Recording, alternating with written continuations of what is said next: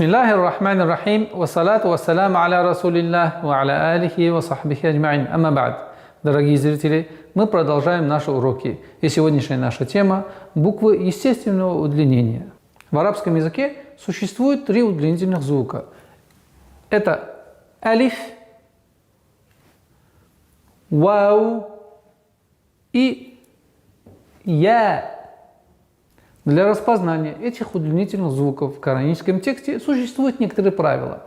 Эти правила: если перед буквой алиф стоит фатха, значит алиф удлинительный звук и удлиняем в соответствии с правилам. Если буква вау впереди стоит дамма, значит буква вау удлинительный звук. А по отношению к букве я, если впереди под буквой стоит кесра, значит буква я является удлинительным звуком. Давайте на примере сейчас покажем, как она будет выглядеть в кораническом тексте.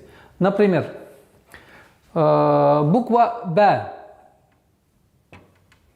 прикрепляется алиф с огласовкой. Мы удлиняем огласовку фатха в размере двух огласовок. Получается Б.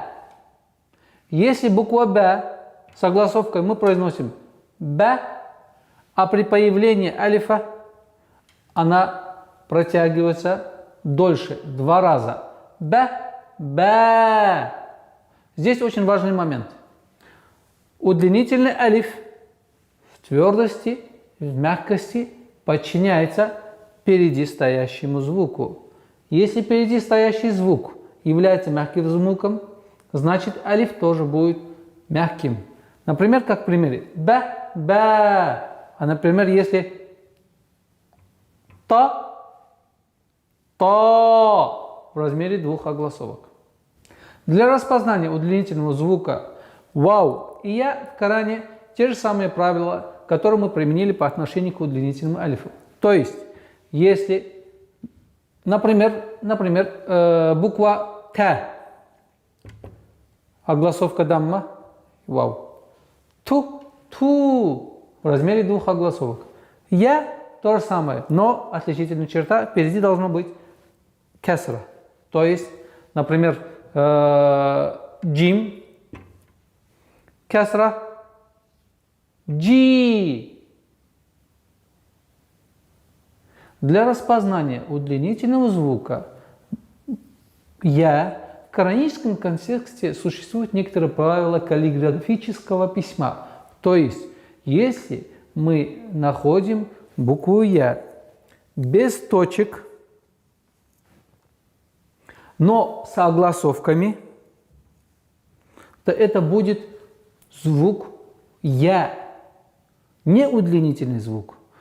Если мы находим букву я без точек и без огласовок, но впереди стоит кесра, как в данный момент, вот таким образом, то это будет удлинительный звук и, то есть джи. На это следует обратить внимание. В кораническом письме существует также альтернатива этим удлинительным звукам. Как она выглядит? Обратите внимание. Буква алиф соответствует маленькому штриху. Буква вау соответствует маленькому вау. А буква я, удлинительная буква я, соответствует вот такому знаку. Как она выглядит? Обратите внимание. Например, буква Б. Вот буква Б. Мы сказали, что с удлинительным она звучит вот, будет писаться так. А с маленьким будет писаться вот таким образом. В кораническом контексте, например, в суре Фатиха, если вы обратите внимание, будьте более внимательны, в суре Фатиха пишется таким образом. Слово «малики». Так, вот маленькое удлинение будет так. Вот оно.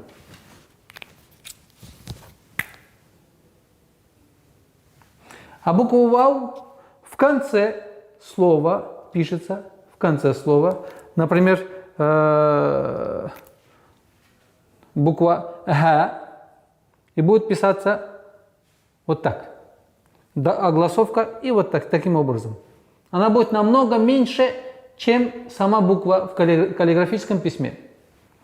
А буква Я, альтернатива удлинительной, то же самое. Например, бихи, слово бихи будет вот так выглядеть. В произношении нет никакой разницы между этим удлинительным и маленьким. Вау и этот. Я. То есть в размере двух огласовок. Но следует заметить, удлинительные звуки соответствуют скоростью чтеца. Чем медленнее он читает, естественно, дольше удлиняет. Чем быстрее читает, естественно, меньше растягивает этот удлинительный звук. На этом мы с вами прощаемся. До новых встреч. Ассаляму алейкум ва рахматуллахи ва баракатух.